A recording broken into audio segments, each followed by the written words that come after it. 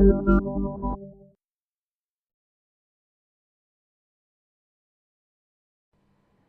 सुन रहे हैं ज्ञानशिला।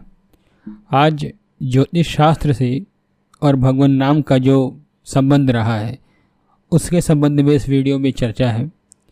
देखिए, ज्योतिष शास्त्र की परिभाषा के बारे में कल्याण पत्रिका के 38वें वर्ष के 7वें अंक में पूरे तरीके से लिखा जा चुका है। यदि आप लोग उसके इच्छुक हो तो उसको पढ़ सकते हैं।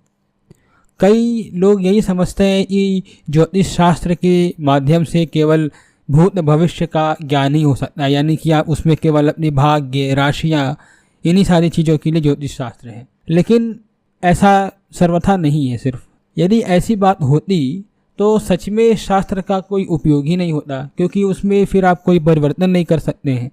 इस नाते से ज्योतिष शास्त्र की और कोई भी शास्त्र की शास्त्रता यही है कि वह शोक, मोह, क्लेश, इन सारी चीज़ों को पूरी तरह से दूर कर पावे। जो भी चीज़ है वो शोक, मोह, क्लेश को दूर कर सुख शांति प्रदान करने में सहायक होती है। वही योग्यता क्रम से आदरणीय होती है, यानी उसी का आदर होता है। जब कोई वास्तविक गुण है वो आपके काम आए या वो मानवता के कल्याणार्थ काम आए, तो वो उसकी योग्यता तभी उद्भासित हो पाती है। किंतु शास्त्रों को इस दिशा में कहीं सर्वप्रथम, कहीं द्वितीय स्थान, यानी भगवान के बाद का स्थान ही प्राप्त है। ब्रह्मसूत्र के शास्त्र योनित्वात् सूत्र में वेदादि शास्त्रों को भगवान की भी योनि माना गया है। तो इन सारी चीज़ों का यही भाव है। सच में योग, ज्योतिष, वेदांत, भक्ति, जो भी शास्त्रों का तात्पर्य एक में ही दिखता है। हमेशा सभी संतों तथा शास्त्रों का एक ही बात कहना है और एक ही उपदेश है कि सदा भगवान का स्मरण किया जाए। यही दुर्भाग्य है कि प्राणी आत्मस्वरूप भगवान को भूल जाए। ठीक ज्योतिष शास्त्र का भी यही मत है।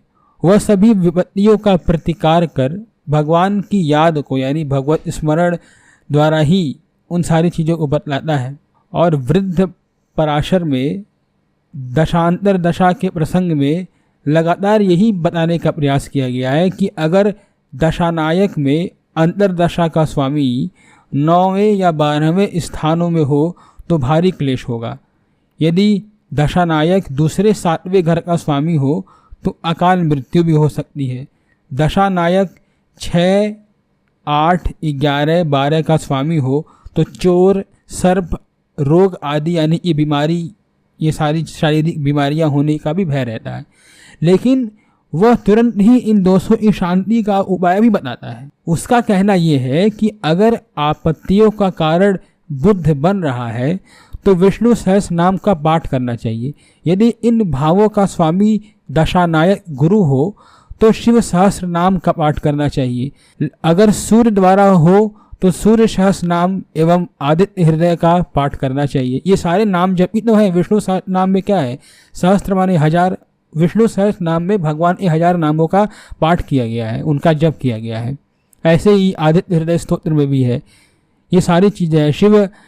शिव के भी जो शिवाभिषेक नाम के स्तोत्र है उसमें भी वो नाम जप ही है। दुर्गा सप्तशती में भी यही काम है। मृत्युंजय जप आदि उपाय बतलाए गए हैं इन सारी दुख की शांति के लिए ज्योतिष शास्त्र में। ये सभी शास्त्र, पाठ, उपासना, जप, सहस्त्रनाम, ये जितने भी सारे भगवत स्मरण ध्यान के जितने भी ये सारे प्रकार हैं, नाम जप ही हैं। ये सारे नाम जप की ही श्रेणी में आते हैं। ये नाम जप से अलग नहीं है। इन बातों पर हमारा ध्यान नहीं जाता है। हम किसी ज्योतिष के पास जाते हैं और अपने दुख को बोलते हैं तो वो हमें कोई ना कोई पाठ करने को, कोई ना कोई अनुष्ठान करने को बताता है। वो अगर कोई भी ज्योतिष ये कह रहा है कि आप विष्णु सहस्त्र नाम का पाठ करें तो ये आप ध्यान रखिए कि वो जो विष्णु सहस्त्र नाम का पाठ करने के लिए कह रहा है वो आखिर नाम जप ही तो है। नाम जप विष्णु सहस्त्र नाम में भगवान विष्णु के 1000 नामों का कीर्तन किया गया है। यानी इससे आप ये समझ सकते हैं कि ये नाम जप ही उपाय बता रहा है। बस वो हम ज्योतिष के माध्यम से गए हैं, किसी पंडित के पास गए हैं, वहाँ से हमें पता चला, हम उस अनुष्ठान को करने लगे तो हमारा ध्यान इस नाते से बहुत बड़े अंशों में नहीं जा पाता है। लेकिन वो भी उसके मूल जो उसका धूरी चक्र है वो नाम जप ही है। तो जो भी है इन चीज़ों पर ध्यान रखना चाहिए।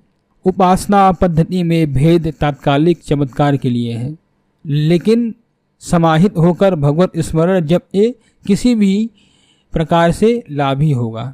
अब गुरु या शास्त्र परम कल्याण में सदा सहायक होते हैं।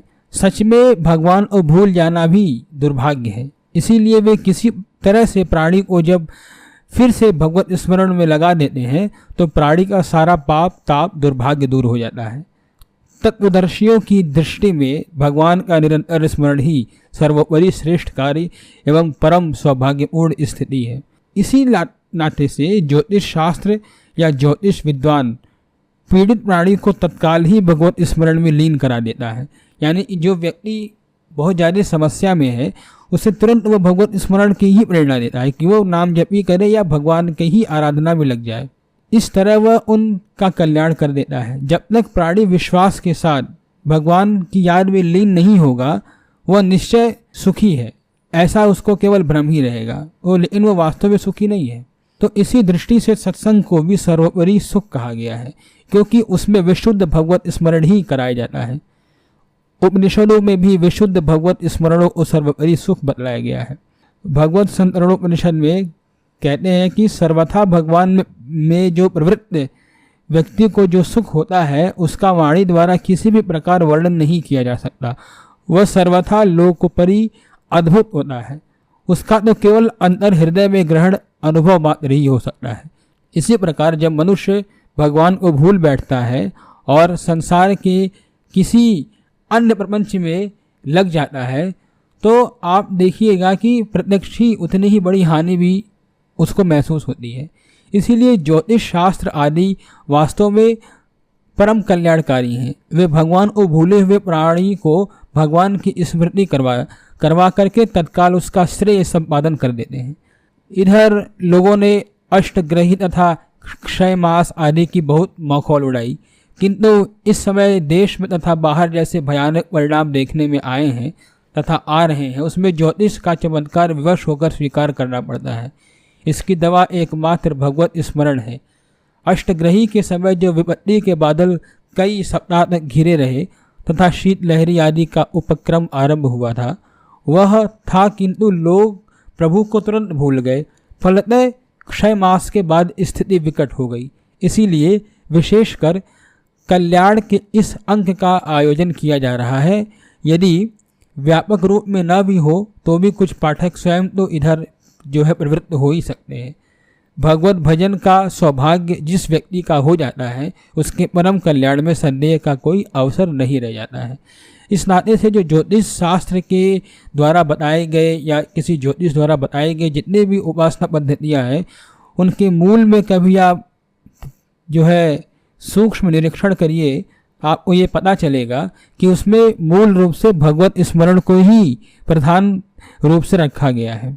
इस नाते से हमें भी इन सारी चीज़ों को अगर एक में मिला करके समझे तो हमें नाम जप में ही लगना चाहिए, क्योंकि अंततोगत्वा हम किसी भी मार्ग से जाएंगे तो हमें प्रभु के स्मरण में ही जाना पड़ेगा, उनकी ही प्रार्थना करनी पड़ेगी।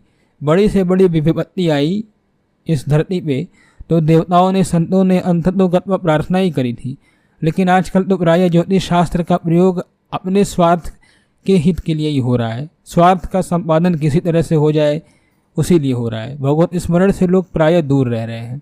धन्यवाद।